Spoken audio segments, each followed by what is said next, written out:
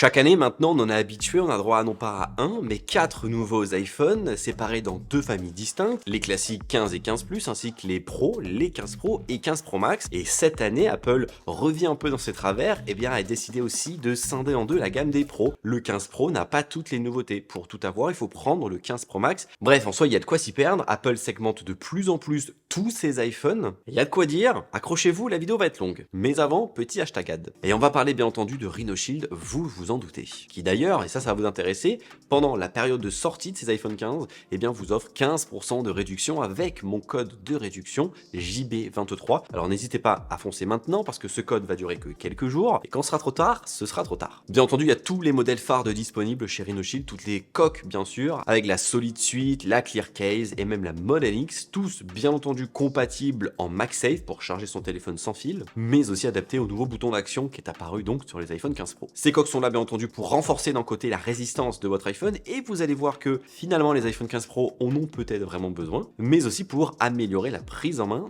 dans votre main, parce que oui, c'est plus rond, c'est plus agréable et ça tient mieux en main. Vous avez des coques au design classique de Rhino Shield qui sont disponibles, mais aussi celles avec des univers dédiés de OnePlus, Marvel, Star Wars ou encore Naruto. Et Rhino Shield, pour terminer, sachez que c'est aussi des câbles USB-C vers USB-C, puisque oui, on parle d'USB-C maintenant, donc il faut qu'il y ait des câbles USB-C partout. Bref, 15% de réduction, je le répète, le code JB23, alors n'hésitez pas à foncer, parce qu'après vous allez le regretter. Et vous savez quoi, comme on vient de parler de protection, on va commencer par le sujet de résistance. On le sait, les nouveaux iPhone 15 Pro sont désormais en titane, un matériau qui se veut être plus résistant et plus léger. Sans oublier le fait que maintenant, eh bien c'est du mat, c'est plus du brillant, comme l'acier inoxydable l'était depuis l'iPhone 11 Pro en 2019. Déjà le côté mat, on aime ou on n'aime pas, chacun se fera son propre avis, ça c'est qu'une question de goût. Par contre sur le côté plus léger, est-ce qu'il est plus léger ? Oui, on perd quelques grammes sur la balance, 206 grammes pour le 14 Pro, 187 grammes pour le 15 Pro. Ça paraît petit, en main on voit une différence et c'est plutôt cool. Ce poids et ce format donc sont plus petits parce que oui, le titane c'est plus léger, mais aussi les bordures de l'écran sont plus fines et ça remonte également sur l'écran et sur l'arrière. Donc la prise en main est plus agréable, c'est plus léger, c'est plus sympa. Par contre, est-ce que c'est plus résistant ? J'ai tendance à dire peut-être non. Pourquoi ? Parce que on l'a vu plusieurs fois, beaucoup de personnes se sont plaints du fait que le titane, eh bien soit il se rayait facilement, soit il prenait vraiment rapidement les traces de doigts, voire même qu'il perdait de sa couleur. Moi, vous le voyez, j'ai le coloris bleu titane, et il a, oui, en effet, déjà perdu de sa couleur sur certains endroits. C'est assez dingue de se dire qu'au bout de 3 semaines d'utilisation, que j'ai déjà un peu perdu de zone de couleur sur l'iPhone par petites touches, alors qu'en fait, il n'est jamais tombé. Qu'est-ce que ça sera d'ici un an ? Autre grosse nouveauté, vous le savez, c'est le bouton d'action qui prend place au-dessus des boutons du volume, bouton qui est personnalisable, qui est hérité de l'Apple Watch Ultra, encore une fois, qui permet de choisir parmi 9 possibilités différentes lorsqu'on fait un appui long. Premier point, ce bouton d'action est situé à la mauvaise place. Il est beaucoup trop haut parce que quand on tient son iPhone en main, il n'y a aucun doigt qui vient sur le bouton d'action, donc Apple aurait dû le positionner juste en dessous des boutons du volume. Ça aurait été beaucoup plus pratique pour soit qui tombe sous l'index ou soit qui tombe sous le majeur. Ça, c'est le premier point. Le deuxième point, c'est que oui, ce bouton d'action va être très pratique sur certains points pour lancer l'appareil photo, pour lancer des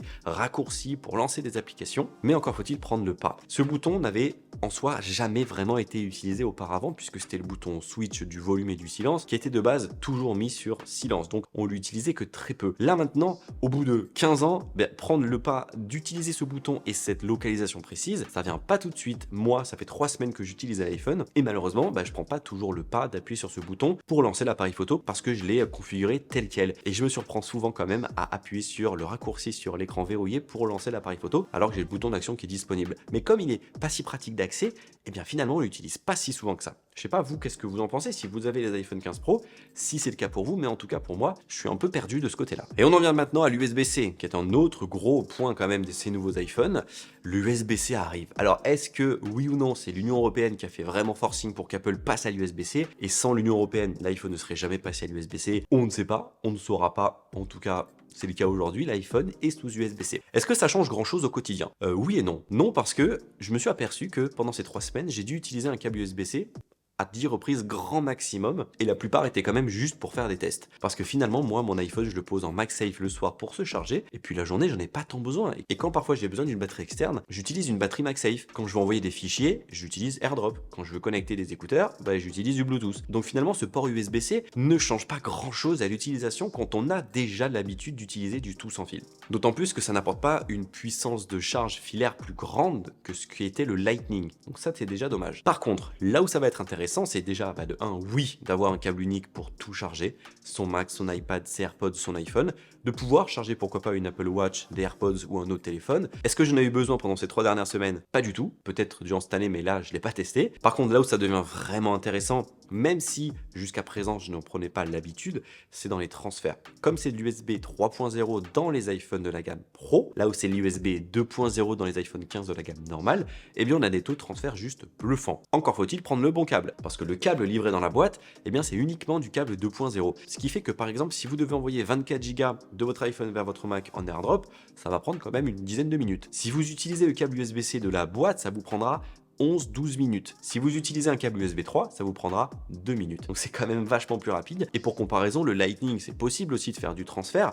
Là, ça vous prend par exemple pour 15 Go 8 minutes. Donc je vous laisse imaginer pour 25 Go. Donc oui, c'est beaucoup plus rapide via l'USB 3, mais encore faut-il en avoir l'utilité. Est-ce qu'on est vraiment à 5-10 minutes près? Je sais pas, mais je pense que pour les professionnels qui filment, pourquoi pas avec leur iPhone et qui ont des centaines de gigas à exporter, là ça devient intéressant. Mais pour le commun des mortels, je pense que vraiment au quotidien, un petit airdrop par-ci par-là d'un fichier de 1 Go max, ça suffit amplement. Et j'aurais quand même voulu, tant qu'à y être, avec la prise en charge des écrans externes, pourquoi pas avoir un mode Stage Manager, comme l'iPad peut le faire sur un écran externe, ou Samsung avec son mode DeX, et de connecter un iPhone à un écran externe et d'avoir un mode un peu ouvert, un mode plus grand, plus pro d'un iPhone connecté à un écran externe. C'est pas du tout le cas. Est-ce qu'Apple le lancera peut-être avec iOS 18 ? Rien n'est moins sûr, parce qu'Apple met quand même beaucoup de temps à faire des choses, mais c'est peut-être une ouverture, une piste quant à l'utilisation pure et dure du port USB-C ou Thunderbolt entre un Mac et un iPhone. Bon, du côté de l'écran, ça change pas non plus, hein. On le sait, on a toujours un écran de 6,1 pouces en Super Retina XDR avec du ProMotion qui permet d'avoir du 1 à 120 Hz adaptatif. L'écran est juste bluffant. On le voit, les bordures sont plus petites, donc on a une surface d'affichage qui est identique, simplement comme le format est plus petit en main, c'est plus petit. Mais ça se joue à quelques millimètres près. Mais quand on compare un 14 Pro et un 15 Pro, on voit la différence, surtout quand on l'a en main et quand on regarde le haut de l'écran. Le point principal qui changera, on va dire, à l'intérieur de cet iPhone, c'est bien entendu la nouvelle puce, la 17 Pro. Nouvelle puce, nouveau naming, nouvelle gravure en 3 nanomètres. Est-ce que finalement on voit une différence? Oui et non. Comme chaque année, j'ai l'impression de répéter la même chose. Oui, c'est plus puissant, mais c'était déjà tellement puissant jusqu'à présent qu'on voit pas une vraie différence. Moi, ce que j'attendais beaucoup de ce 3 nanomètres, c'est pourquoi pas d'avoir une batterie dingue. C'est pas le cas, on va y arriver. Et pourquoi pas de faire des choses de dingue dessus. Apple indique que oui, on va pouvoir jouer à des jeux de qualité de console de salon sur son iPhone, ce qui habituellement était peu le cas puisque la plupart des jeux disponibles sur l'iPhone sont des jeux de style arcade, donc des jeux qui sont pas très gourmands. Après, quand on utilise du Lightroom ou des applications de retouche photo ou de la vidéo, oui, on gagne quelques secondes par-ci par-là de temps d'export ou de temps d'analyse, mais encore une fois, ça se compte en millièmes de seconde, voire en secondes. C'est pas drastique non plus, et au quotidien, on voit pas une vraie différence entre un A16 Bionic et un A17 Pro. Parce que oui, sur le côté batterie, c'est là où moi j'en attendais beaucoup. Je me disais, 3 nanomètres, ça va permettre d'être très économe, très efficient. Finalement, pas tant que ça. La batterie tient une journée et c'est tout. Mais Apple a indiqué qu'il y avait quand même quelques petits soucis de batterie qui allaient être réglés via une mise à jour qui allait débarquer dans les prochains jours, tout comme les problèmes de chauffe. J'en ai pas eu de mon côté, ou en tout cas pas trop, à part les premiers jours, mais c'était lors des configurations et c'est normal. Donc oui, la batterie tient la journée, mais pas plus. Mais c'est surtout donc en partie photo où ça évolue, mais encore une fois, ça évolue pour les gens qui vont vraiment en avoir besoin. Parce que pour monsieur et madame tout le monde, la partie photo, elle va pas vous intéresser. Parce que ce sont les modes pro et les focales. Et c'est tout, ou en tout cas sur le 15 Pro. Donc oui, déjà, on a toujours le grand angle de 48 millions de pixels, mais le 48 millions de pixels est toujours pour prendre des photos en RAW. Qui dit prendre des photos en RAW dit les retravailler après, sinon ça n'a aucun intérêt. Par contre, désormais, les photos seront en 24 millions de pixels en native, ce qui fait qu'on aura plus de détails quand on viendra zoomer dans l'image. Plus agréable donc quand on veut, pourquoi pas, prendre des photos et un peu plus zoomer dans l'image en les croppant. Mais au quotidien, sur nos réseaux sociaux, on verra pas une grande différence. Ce qui va changer surtout, c'est que le grand angle désormais, le x1, lui, va avoir 3 focales différentes. Du 24 mm, qui était là depuis des années sur l'iPhone, mais aussi donc du 28 et du 35 mm. Ce sont des focales que les photographes habituellement apprécient sur leurs appareils photo via leurs objectifs, des focales qui permettent de changer la perspective, un peu plus zoomée, un peu plus, voire beaucoup plus. Le 24 mm, pour beaucoup, c'est considéré comme un grand angle, très grand angle presque. Le 28 c'est un peu plus serré et le 35 ça l'est beaucoup plus. Et pour certaines personnes, le fait d'avoir justement une focale plus serrée permet de faire des photos différentes avec un autre angle que de devoir zoomer. Et quand on compare par exemple une photo prise en 35 mm et une photo en ayant un peu zoomé pour avoir un équivalent, on voit que ça rend pas la même chose. Et peut-être que là vous comprenez un peu plus la différence qu'il y a entre zoomer dans une photo et prendre une photo en grand angle juste en se déplaçant dans la scène. Et j'avais dit une erreur dans ma précédente vidéo, c'était que ce sont des crops en soi, mais pas du tout, ce sont pas des crops, ce sont 3 focales qui prennent la full qualité du capteur 48 millions de pixels, ou en tout cas du 24 millions de pixels si vous ne shootez pas en RAW. Et ça c'est quand même une très bonne nouvelle, donc oui on a 3 focales différentes, comme si on avait 3 objectifs pour un seul grand angle. L'ultra grand angle lui n'évolue pas, il est toujours très appréciable, il marche très bien. Non, en tout cas c'est le zoom qui évolue, mais qui n'évolue pas sur le 15 Pro. Et ça c'est quand même dommage, parce qu'Apple continue à segmenter la gamme Pro comme elle le faisait déjà à l'époque. Le 15 Pro a uniquement un zoom x3 comme l'année dernière, le 15 Pro Max a un zoom x5. Et ça c'est génial, j'ai commencé à faire les tests en x5, c'est juste trop bien. Bah là de faire que du x3 sur un 15 Pro,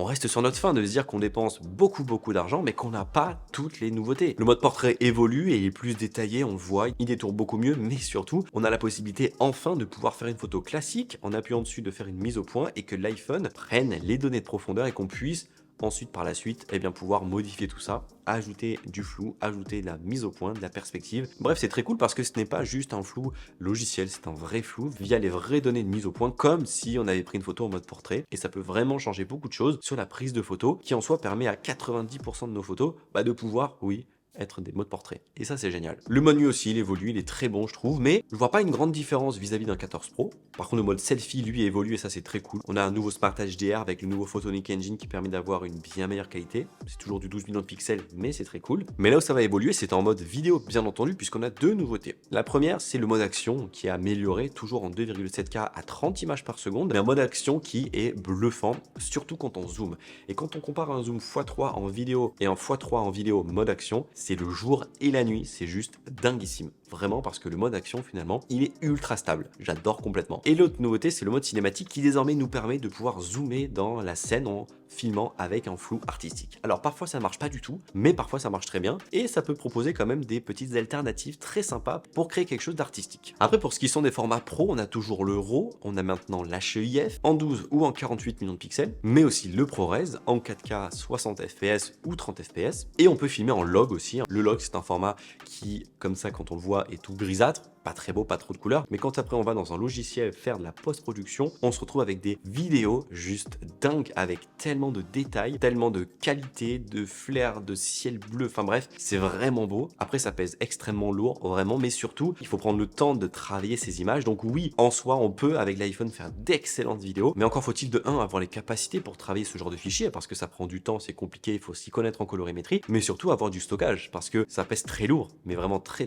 lourd, et les iPhones commencent toujours en 128 Go. Le seul lot de consolation, c'est que désormais l'iPhone 15 Pro est moins cher, 1229 € en 128 Go, là où le 14 Pro commençait à 1329 € en 128 Go aussi. Alors, après cette longue et dense vidéo, que retient-on? Eh bien que l'iPhone 15 Pro est un excellent iPhone et qu'il apporte son petit lot de nouveautés qui sont appréciables et qui étaient attendues. On n'oublie pas bien entendu le Wi-Fi 6E, l'Ultra Wideband de 2e génération, ou encore la future prise en charge des vidéos spatiales pour Vision Pro. Mais quand on regarde sur le papier et quand on compare pourquoi pas avec un iPhone 15, on se rend compte que l'iPhone 15 Pro coûte 300 ou 400 € plus cher qu'un iPhone 15 et qui finalement ne va apporter des nouveautés intéressantes que pour les gens qui sont dans le domaine professionnel. Encore une fois, c'est logique puisqu'on parle d'iPhone Pro. Les vidéos ProRes, le RAW, l'USB-C ultra rapide, plein de nouveautés qui sont très cool, mais dont on n'aura pas vraiment l'utilité au quotidien. Donc posez-vous vraiment les bonnes questions de savoir quel iPhone est vraiment nécessaire pour vous. Est-ce que vous avez besoin de toutes ces fonctionnalités professionnelles? Est-ce que vous avez envie de dépenser 300 ou 400 € supplémentaires? Ou est-ce que finalement un iPhone 15 suffira amplement